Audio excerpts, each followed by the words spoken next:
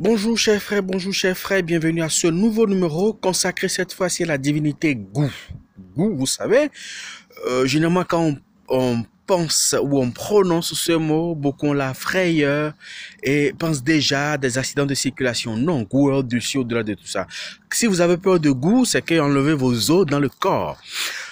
Vous savez, chers frères, chers internautes, Dieu Mars, c'est-à-dire que Dieu des métaux, des pierres précieuses, est reconnu chez nous sous le nom de Gou, en quelque sorte. Mais vous savez, Gou, ce que ça représente dans la tradition primordiale, c'est d'abord l'héritage. Gou, c'est une question d'héritage.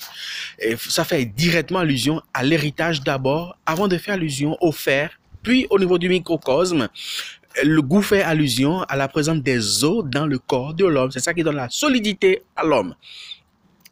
Mais il faut dire également que le Gou, c'est l'énergie qui s'occupe en quelque sorte de la vitalité, de la construction et de la stabilité des constructions sur cette terre.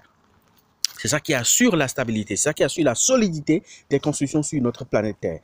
Et il faut dire qu'il y a plusieurs formes de Gou. Vous savez, nous avons les Gbegou. Gbegou, c'est en quelque sorte le Gou que les chasseurs venaient avant d'aller à la chasse afin de pouvoir trouver beaucoup de gibier. Nous avons également le Rongu. Le Rongu, c'est le Gou qui est dédié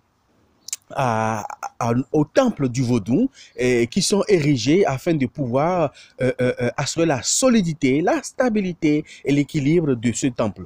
Nous avons également Arangu. Arangu, c'est le Gou qui est vénéré par les militaires, qui allaient à la guerre hier. Et je rappelle que hier, la guerre, c'était pas encore les fusils, c'était les manchettes, c'était les flèches et tout ça. Donc, les militaires là à la guerre vénéraient cette entité pour pouvoir avoir la vie sauve et également anéantir l'ennemi.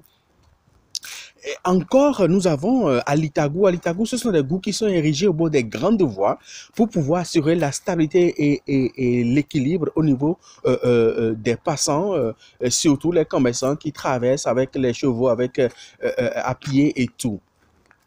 Mais il faut dire que ceux qui sont liés à Gou, quand ils sont influencés, généralement, ils sont de teint sombre très calme, apparemment. Je dis bien apparemment, les gens qui sont influencés par Gou sont apparemment très calmes, de teint sombre. Mais quand vous les cherchez, alors là, vous en avez pour votre compte, hein, parce qu'ils réagissent très violemment d'ailleurs. Et c'est des gens qui ne reculent devant rien quand ils veulent réagir et réclamer leur droit ou vouloir rétablir leur honneur. Ils ne reculent devant rien. Mais apparemment, ils sont très calmes. Mais il faut dire aussi que ce sont des gens qui sont souvent confrontés à des épreuves de blocage. Des épreuves de blocage s'ils n'ont pas conscience qu'ils sont influencés par la divinité Gou. Et ces épreuves de blocage vont jusqu'à les embêter, même sur le plan professionnel, sur le plan économique, même sur le plan social.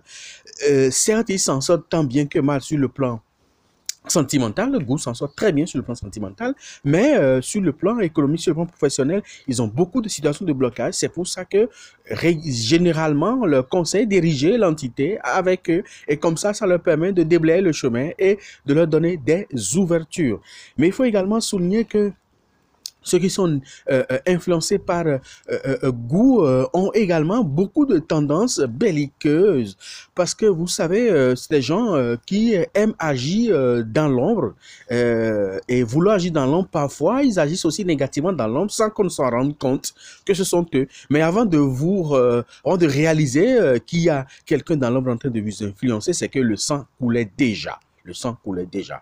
Les impacts se font déjà ressentir en quelque sorte avant qu'on ne les découvre en réalité que ce sont eux qui sont en bas. Ils sont très perfides quand ils le veulent, mais ils sont très gentils également quand ils le veulent parce que ils incarnent les deux polarités de comportement, c'est-à-dire qu'ils sont extrêmement bons, mais ils sont également extrêmement mauvais.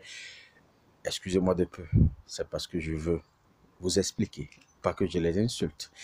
Vous savez, ceux qui sont influencés par Gou ne supportent pas un certain nombre de choses, surtout les excitants et les isotoniques. celui qui est sous influence de goût doit tout faire pour éviter, doit forcément éviter les excitants et les isotoniques. Quand je parle d'excitants, je parle du café, de caféine, je parle de l'alcool, je parle même des boissons énergisantes. Il faut éviter ça parce que tout ce qui contient de l'isotonique, pardon, j'y arrive, et également d'excitant, ce goût ne supporte pas du tout, c'est un interdit. Mais également, il faut dire que le gombo aussi constitue un interdit primordial pour goût. Et il faut dire également que ceux qui sont liés à goût sont influencés par l'éléphant. Et c'est pour ça qu'ils ont des tendances à développer par la suite l'éléphantiasis. Donc, ils doivent faire très attention par rapport à leur corps et surtout à leurs pieds pour ne pas développer des maladies liées à l'éléphantiasis. Mais également, ces gens qui sont aussi liés au rat, c'est-à-dire la souris ou rat de maison, c'est pour ça qu'ils ont des difficultés respiratoires à des moments donnés et surtout des problèmes de maux de tête à des moments donnés. Voilà ce que nous pouvons en résumé dire par rapport à ça. Si vous avez aimé, n'oubliez pas de nous mettre un petit j'aime, mais également de vous abonner à notre chaîne. C'est votre serviteur Datengue, professeur David Kofi Aza.